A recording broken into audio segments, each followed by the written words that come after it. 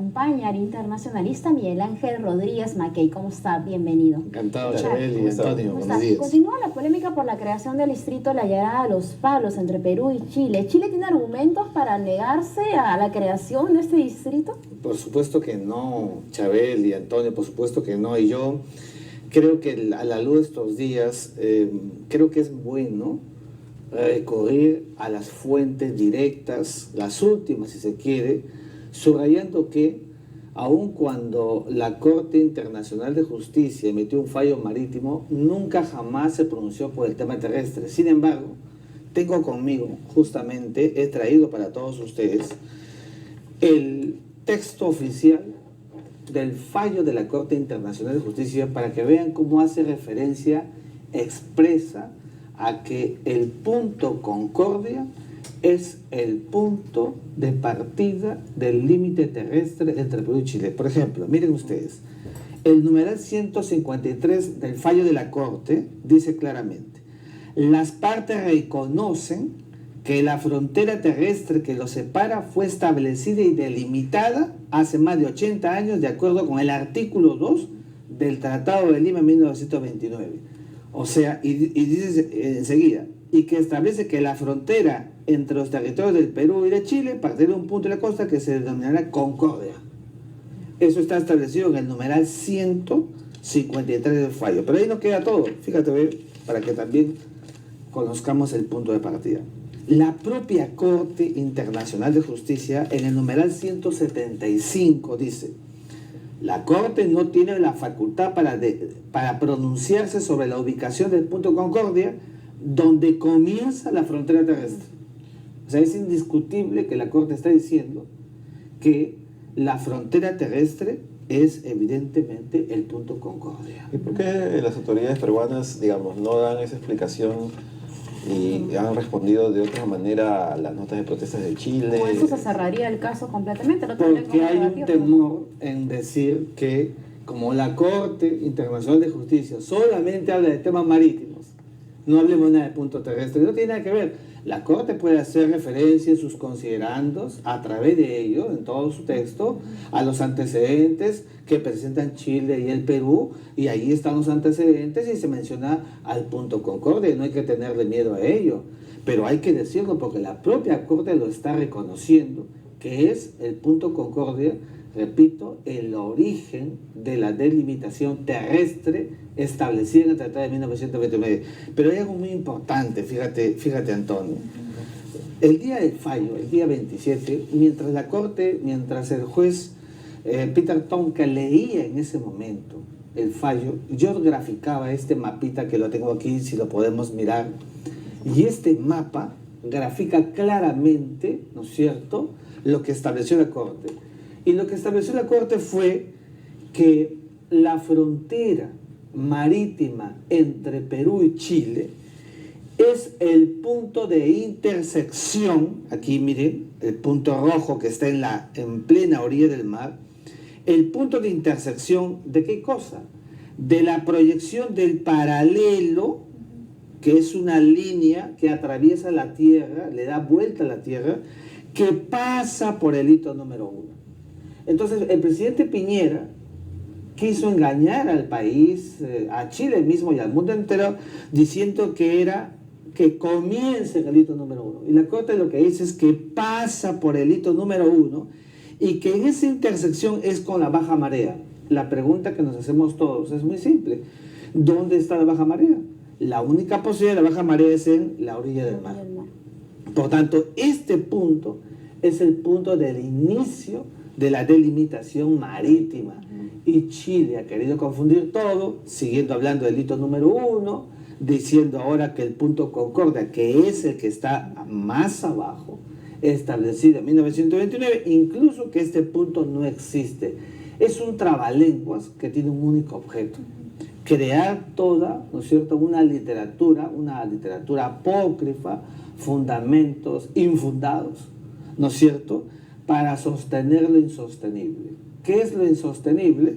Que este triángulo terrestre es soberanía chilena. No puede ser soberanía chilena, y lo voy a demostrar con un mapa, con una foto. Esta es la foto que grafica el momento en que estuvimos los miembros de la Comisión de Relaciones Exteriores y algunos profesionales como yo en la zona del Triángulo Terrestre. Y aquí está el hito número 1. Aquí estamos todos los peruanos. La pregunta es, ¿cómo es posible que sea soberanía chilena si estamos nosotros aquí? Ahora, ¿cuál era el panorama en esos momentos? Desde ese lugar hasta el punto Concordia, ¿se podía uno desplazar? A ver, podríamos haberlo hecho, pero los amigos de la Policía Nacional, de las Fuerzas Armadas, nos dijeron que no lo hiciéramos porque la zona estaba minada. Comprenderán nuestros amigos que está minado desde los tiempos en que el presidente Pinochet la minó por completo, y los chilenos incluso hace 3 años, bajo la tesis de que había habido, ¿no es cierto?, un deslizamiento de las minas, ingresaron y alambraron la zona. Pero esto es totalmente territorio nacional, territorio del Perú. Entonces, ¿qué es lo que está pasando? Que es incuestionable, Antonio Chavelli, que la soberanía del Perú es impoluta en el Triángulo Terrestre. No se trata de distancias mayores o menores, se trata de un espacio que no es del tamaño de una chacra, ni minimizarlo por ello. ¿Cuánta gente hay en el distrito de La Yarada? ¿Se conoce? ¿Perdóname? ¿Cuánta gente hay en el distrito de La Yarada? No son muchos, pero es una población importante que se dedica a la agricultura, fundamentalmente el olivo, y que tiene pues una presencia importante con dinámica hacia la ciudad de Tacna, ¿no es cierto? Pero aquí es la oportunidad para recrear el tema de la frontera viva. En esto hay que concentrarnos, en otorgarle el valor agregado que significa para el Perú un espacio de frontera y no estar tejiendo, ¿no es cierto?, más allá de lo que establece stricto sensu el Tratado de 1929. Se habla de arbitraje, se habla de ir a la Corte Internacional de Justicia. El único espacio, mecanismo contemplado en el artículo 12, ante la eventualidad de que Chile quiera, ¿no es cierto?, formar este expediente y recrear una controversia inexistente, es el presidente de los Estados Unidos de América, que conforme a ese tratado funge de árbitro, que es un mecanismo de solución pacífica de controversias, que en algún momento puede decidir no querer. No, ese es un tratado y Estados Unidos se comprometió a ser árbitro si acaso ello en su momento llegara. Teniendo en cuenta el argumento que usted menciona al inicio, que está mencionado en el fallo de la Corte, y más esta imagen y la situación de minado de la zona que podría ser una vulneración al territorio y poner en riesgo a la población de frontera, ¿Perú podría pedir el arbitraje en algún momento? ¿Estamos preparados para eso o todavía cree que esto debe analizarse bien? Fíjate, lo que sucede es que quien debe pedir un arbitraje es quien sostiene un acto controversial, quien sostiene que hay una irregularidad. El Perú no sostiene eso, Antonio. Que lo haga Chile en su momento. Pero en todo caso, si eso llegara, por supuesto que el Perú está preparado para poder atender una situación de carácter jurisdiccional, jurídico, de pura hermenéutica, de puro acto interpretativo, donde inmediatamente, evidentemente, el Perú tendría un fallo, una resolución arbitral favorable. Y no lo digo en tono triunfalista, lo digo con el puro derecho que nos asiste y que está expresado en el propio fallo de la Corte Internacional de Justicia, que sin pronunciarse sobre un tema terrestre nos deja entrever claramente de que ese triángulo corresponde al Perú. Chile va a continuar presionando con este tema. El gobierno peruano, Ollanta mandó una carta diplomática que fue rechazada por Chile. Ahora, ¿qué es lo que va a pasar?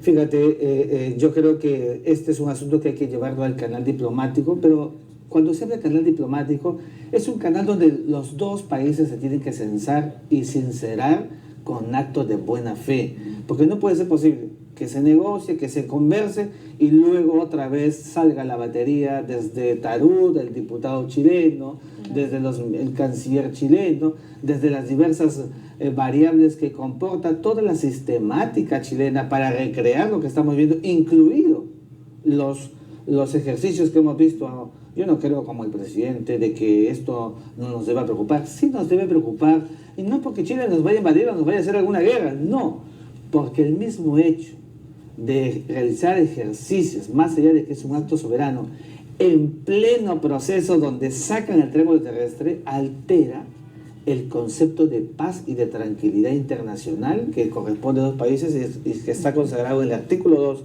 de la Carta de las Naciones Unidas. Don Miguel Ángel, gracias por estar esta mañana. A ustedes.